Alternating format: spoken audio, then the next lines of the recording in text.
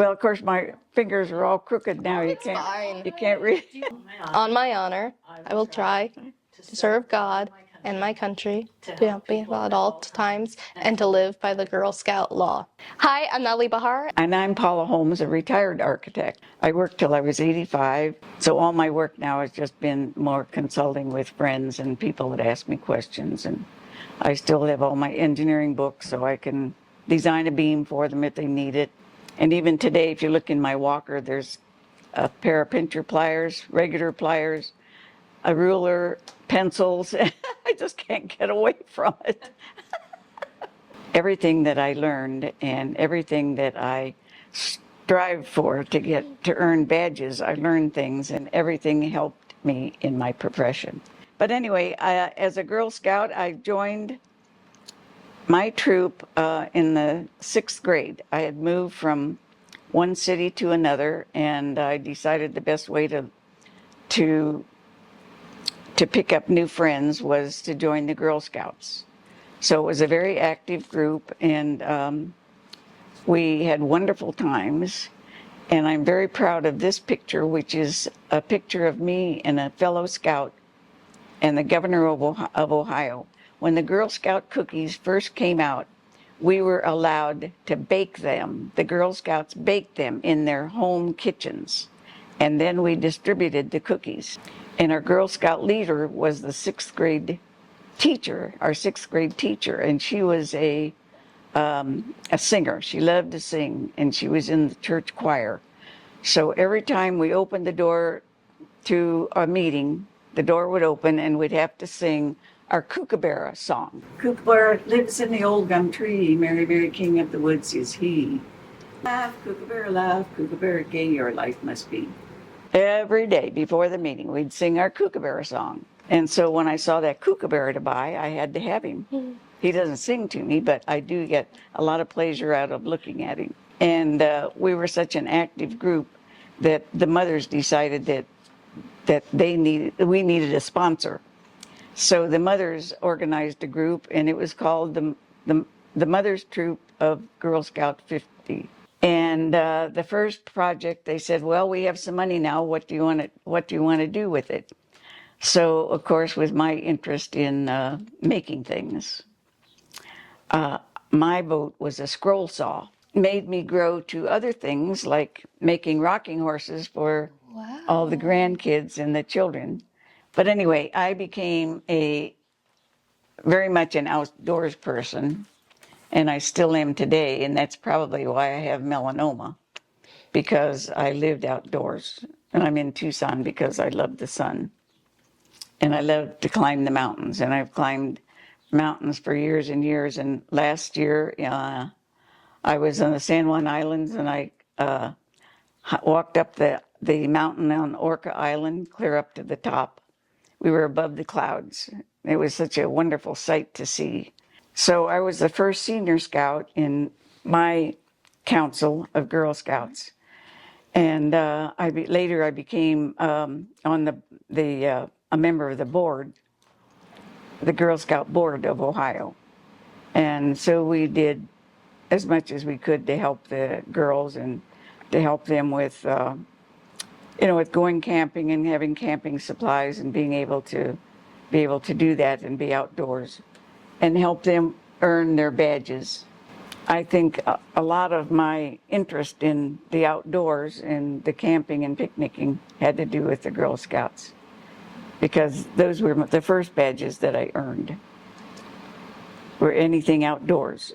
One summer between my college years, I became a camp counselor in Sodus, New York. This is where we lived, in tents. So really camping. Yeah, really camping. And then this is the group that year, and we have our uniforms on. So those 4 of us were in one tent. That's amazing. Like that. My job was working in the kitchen. And I loved swimming. And so I had to get all of my kitchen duties completed by 10 o'clock, because that's when the swimming classes were over and when the staff could go in the pool and swim. So I learned how to the vegetable tray, doing the celery and the carrots and the potatoes. I had to do a bushel of potatoes every day. I had to do quite a few carrots every day, and the celery. So today I'm a very fast potato peeler and carrot peeler, and I can make carrot strips and celery strips and potato strips very fast. A helpful From my skill. summer working in the kitchen as a camp counselor. You said you were a counselor, but did you ever attend as a Girl Scout? I was a camper, and before I was, I think I wasn't active in the adult program until I was a senior scout. But no, I was a camp attendee for probably 5 years. This is back in the 30s and the 40s. And I was a scout from probably 1936 until 1954. Yeah, we helped a lot with the brownie troop too, when we had brownies. Yeah, I don't know if I have the pin on here. Oh yeah, this one I had to volunteer with a group of younger scouts. There's another troop on my street actually, and they have a group of mostly brownies, and they're so fun to help mentor, and they're still learning the basics of scouting. It's really fun and a rewarding experience. After I graduated from college, I still ran a troop. I was a troop leader in Columbus, and enjoyed every bit. As we like to say in Girl Scouts, and that we're really a sisterhood. And even with such an age gap between two Girl Scouts, it still feels like a sisterhood still. Do you feel the same? Yes, that would be a wonderful thing. I would like that. Well, I'm certainly grateful for all my years of being a scout because I learned a lot about life and about caring and compassion and helping other people. And I think that I have helped with all my years of being a scout. And I'm sorry to say that I'm the last one still here in my troop. We stopped having reunions probably 10 years ago. We had one in Arizona, which was the final one. You know, I wanted a badge, and if it said camping, then I read what I had to do to go camping, and I'd go camping. And whatever I had to do to earn one of those badges, that's what I did. And most of it was, outdoor things. And so I have to thank my scouting years for all those activities because I'm still doing them today. So you joined, you said, in middle school? I was in the 6th grade. 6th grade. We had moved from Cincinnati to Columbus, Ohio, and I wanted to learn.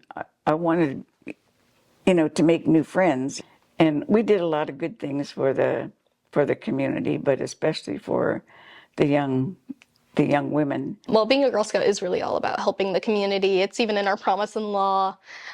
So you talked a bit about helping your community. What specifically did you do? We did gardening. We would help people start victory gardens because that was a big thing in the 40s.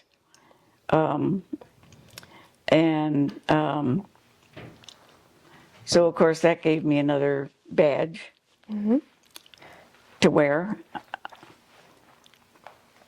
That was our gardening badge. We had to grow a plant. Right. And then, of course, for weekends, we would, if we had enough vegetables, we would just set up a card table at the curb and we would sell some of what we had grown in our victory garden. Since you were a Girl Scout in 1935, which was still during the Great Depression, how did you guys still continue the Girl Scout legacy throughout such a tumultuous time? Well, I have a different view of the Depression than most people because it was just a normal life for me. And it was probably my happiest years during the Depression. Everybody everybody was in the same boat. Nobody had anything, nobody had any money, nobody had any jobs, so everybody helped everybody. And no matter what you had, you shared it.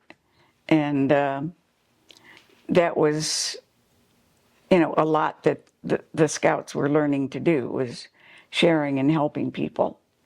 And so we did a lot of that and calling on older folks just to visit with them and tell them, exciting things we were doing in our troop. And it was all appreciated. What did you think about your uniform? Like what did you wear? What were you proud of? Well, we always wore our uniforms to our meetings. And our meetings were always on Friday. This is the only picture that shows our uniforms when we went to see the governor to give him cookies. When we became senior scouts, we had to buy different uniforms, but that was another thing that the Mothers Club did, raising money to help us afford uniforms because we all wanted to wear the uniform. We were proud to be scouts and we were proud to show off, and so on Fridays everybody wore their uniform to school.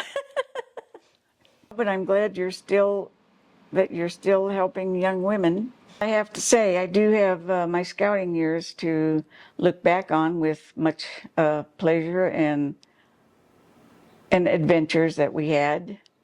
And I was very happy to be a Girl Scout and help as much as I did with the programs when I was in it. But I do have good wishes for all you're still doing with young women, helping them and providing them with new ideas and adventures, and to help them grow to be very responsible people. Thank you. It really means a lot to hear from someone who's been a Girl Scout way before I could imagine. We're still all about helping our communities and lifting up the women around us. It's a beautiful thing. I wish all the happiness and success for the Girl Scout program still being so productive in helping young women and celebrating their 90th year. That's quite a feat, and it's really a wonderful program that still needs to be financed and encouraged.